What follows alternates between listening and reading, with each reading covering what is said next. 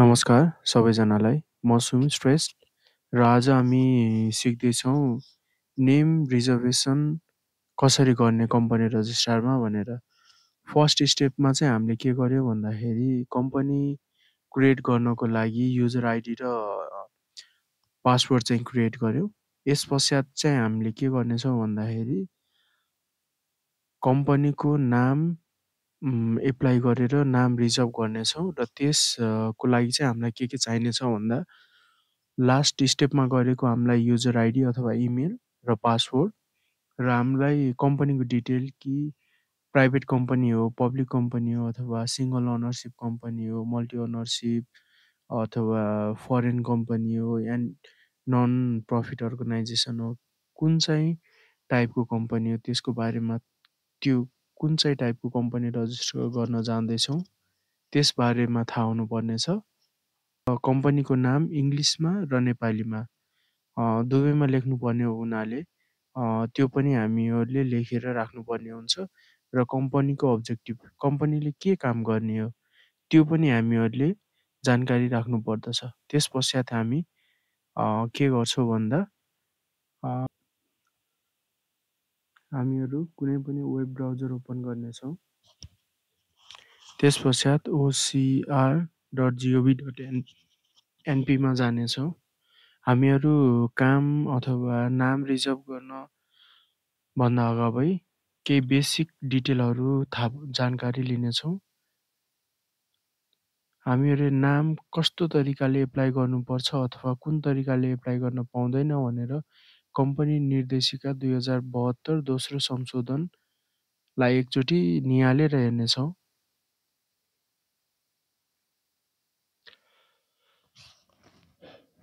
अब कम्पनी नाम दर्ता गर्दा ध्यान गर्नुपर्ने कुराहरू अनुसूची 3 मा दिएको छ।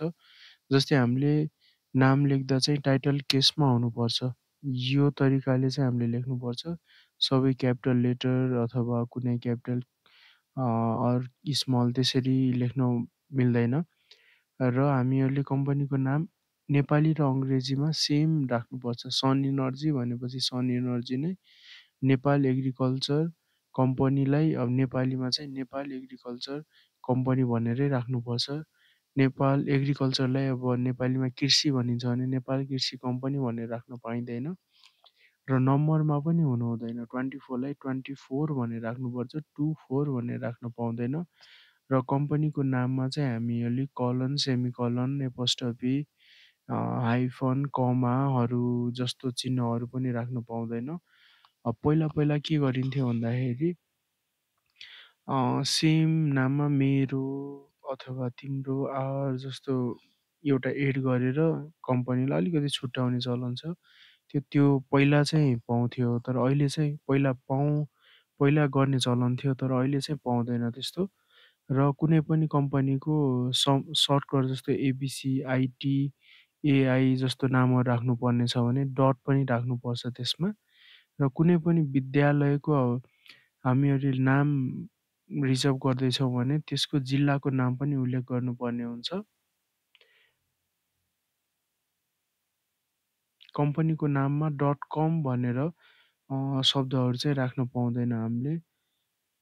अनि पहिले रजिस्टर भइसक्यो कम्पनीको अगाडि एन द न्यू ओम श्री यस्तो तरिकाले राखेर भनौँ न भ्रामक तरिकाले राखेर नयाँ नाम पाउँछु भनेर चाहिँ हामीले नसोच्दा पनि हुन्छ। नयाँ नाम चाहिँ त्यसरी यदि अलरेडी रजिस्टर छ भने चाहिँ त्यो नाममा अलिकति डिफ्रेन्ट पार्छु भनेर एन द न्यू अनि ओल्ड फेमस यस्तो सानो अलिकति फरक पार्ने तरिकाले चाहिँ राख्न मिल्दैन र कम्पनीको नाममा अन्य देशको नाम पनि प्रयोग गर्न पाउँदैन। जस्तै चाइना, भारत अथवा युएस यिनीहरू भनेर पनि राख्नु पाउँदैन प्रालि रजिस्टर गर्दाखेरि। र नाम जुत्ने गरेर जस्तै टाइप गर्दाखेरि एउटा अलिकति फरक पर्ने तर नाम सुन्दा एउटै जस्तो छ भने त्यस्तो नाम पनि हामीहरूले राख्न पाउँदैन र कम्पनीको नाम राख्दाखेरि उद्देश्य झल्कने गरेर राख्नुपर्दछ कि नाममा नै हाम्रो काम के हो भन्ने तरिकाको थाहा होस् भनेर। त्यसो गर्दा हजुरको कम्पनीको ब्रान्डिङलाई पनि सजिलो हुन्छ र यहाँ कम्पनी नाम एप्रुभ हुने पनि चान्सेस एकदम हाई हुन्छ। र अब हामी जान्छौँ नाम रिजर्भेसनको तर्फ।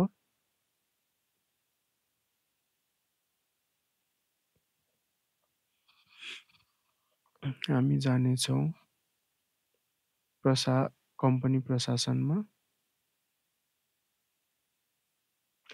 यसमा हामीले युजर अलरेडी रजिस्टर गरिसकेको भएर हामी के गर्छौँ भन्दा युजर आइडी र पासवर्ड यसमा हाल्नेछौँ र लगइन गर्छौँ। लगइन पश्चात हजुरलाई यहाँ डिटेल आउँछ। यसमा अहिलेको लागि चाहिँ त्यति धेरै चाहिने चिज चाहिँ छैन। नेक्स्ट टाइमको लागि चाहिँ डकुमेन्टहरू कसरी राख्ने, के गर्ने भनेर चाहिँ डिटेलहरू दिएको छ, त्यो हजुरले पढ्न सक्नुहुन्छ। र नाम रिजर्भेसन गर्नलाई हामी गेट स्टार्टमा जान्छौँ।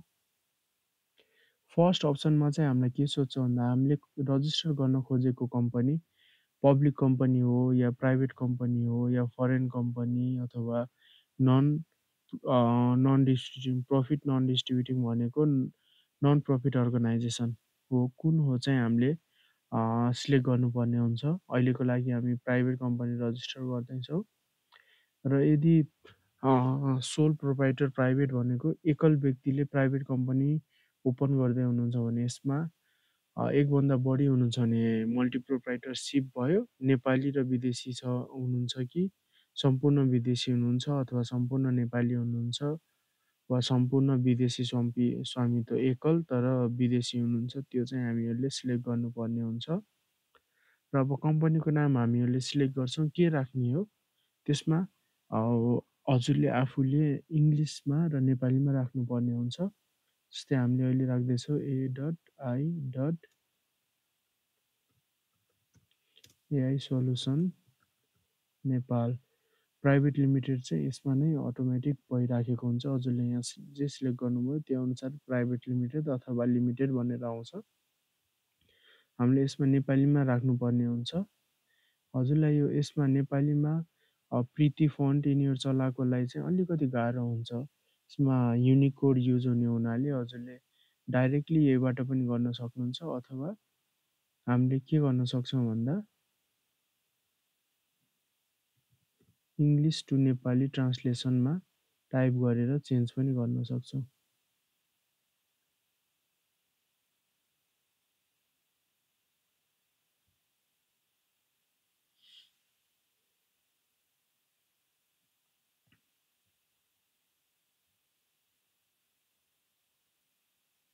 यसमा हामीले के गर्ने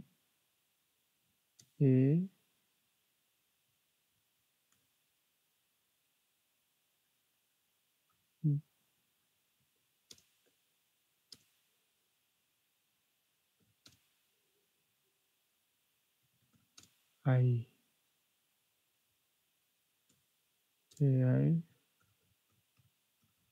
सोल्युसन नेपाल यसलाई चाहिँ हामीले यहाँ लगेर पेस्ट गर्न सकिन्छ। एआईको ठाउँमा चाहिँ हामीले के गर्नुपर्ने हुन्छ डट दिनुपर्ने हुन्छ।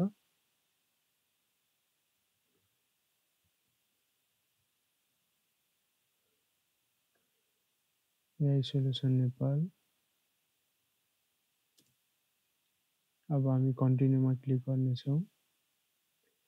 यदि यसमा कुनै मिल्दोजुल्दो नामहरू छ भने चाहिँ यसमा देखाउने हुन्छ र जनरली 50% नाम मिल्यो भने चाहिँ 50%भन्दा बढी मिल्यो भने चाहिँ जनरली रिजेक्ट हुने चान्सेस हुन्छ। यसमा एउटा एआई सोल्युसन भनेर चाहिँ अलरेडी रहेछ। यसमा चान्सेस 50-50 छ। हजुरलाई पाउन पनि सकिन्छ नपाउन पनि सकिन्छ, त्यो चाहिँ अफिसरको हातमा हुने भयो त्यो पावर। अब यसले भ्रामक जस्तो सेम सेम जस्तो कम्पनी देखाउँछ भन्ने हिसाबले उहाँले नदिन पनि सक्नुभयो अथवा डिफ्रेन्ट छ भन्ने हिसाबले दिन पनि सक्नुभयो। हजुरलाई अर्जेन्ट अथवा यो नाम नै नभए पनि अरू नामले हुन्छ भने चाहिँ फेरि अर्को try again with next company name भनेर गर्न सक्नुहुन्छ। अथवा होइन मलाई यही नाम राख्नु छ एकचोटि ट्राई गरौँ भन्नुहुन्छ भने चाहिँ कन्टिन्यू रजिस्ट्रेसन प्रोसेसमा जानुहोस्। अब यहाँ चाहिँ हामीले के गर्नुपर्ने हुन्छ, अब्जेक्टिभ एड गर्नुपर्ने हुन्छ। के काम गर्ने हो त एआई सल्युसन नेपालले, त्यसमा चाहिँ एड अब्जेक्टिभमा जानुहोस्। यसमा हामीले 470वटा अब्जेक्टिभ छ, त्यसमा एक गरेर हेरेर पनि हजुरले हान्न सक्नुहुन्छ। यदि हजुर मध्यस्थकर्ता अथवा कम्पनी रजिस्टर अर्को गरिदिनेवाला हुनुहुन्छ भने चाहिँ यो सबै लिस्ट हजुरले पिडिएफ बनाएर प्रिन्ट गरेर राख्न पनि सक्नुहुन्छ। फर्दरको लागि सजिलो हुन्छ एउटा एउटा हेर्नुभन्दा। अथवा हजुरले के रिलेटेड काम हो, जस्तै एआई भनेपछि आइटी रिलेटेड काम हुन्छ, यसमा आइटी हान्नुभयो भने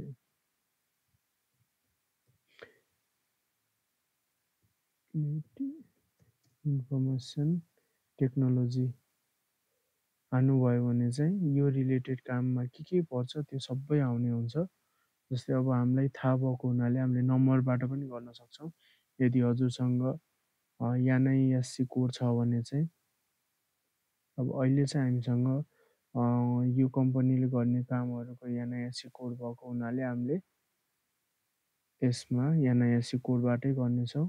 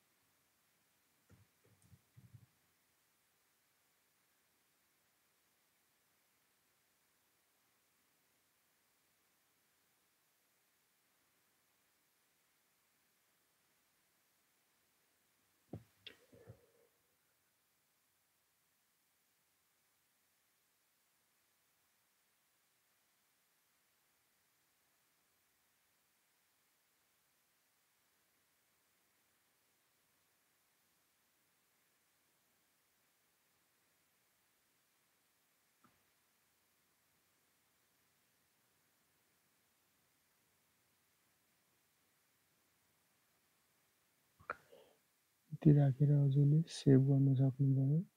अब हामीहरूले सबमिट गर्नेछौँ। सबमिट काठमाडौँमा ओके।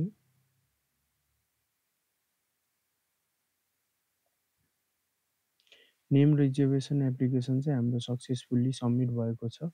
अब यसलाई चाहिँ हामीहरूले जनरली चाहिँ 3-4 डेजहरूमा चाहिँ कम्प्लिट हुने हुन्छ, एक्सेप्ट अथवा रिजेक्ट भनेर। रिजेक्ट भयो भने चाहिँ फेरि अर्को नाम किन रिजेक्ट भयो रिजनसँग हामीलाई रिजेक्सन आउनेछ। अथवा एक्सेप्ट भयो भने चाहिँ त्यसपछिको फर्दर प्रोसेस हामीले गर्नेछौँ।